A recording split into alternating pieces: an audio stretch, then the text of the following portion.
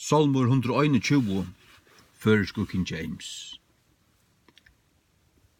Ein hattarstia sangur. Jeg vil eie mun i hevja til hedjana, kvean kjemur mun hjelp. Hjelp mun fra herranum kjemur, som gjør det himen og gjør. Han vil ikkje loiva tun fæud at vikast. Han som til værar vil ikkje durva. Så i han som værar Israel skal kvarskje durva edla sova. Herren vaktare tun. Herren tun skudje, vid tun høgre hånd. Solen skal ikkje slåa til dagen, edla nottena månen. Herren skal varvøyda til fra ötlun ytlun.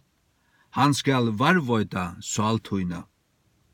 Herren skal varvøyda tuna utgångt og tuna inngångt, fra hese tøy fram, og enta æver møyr.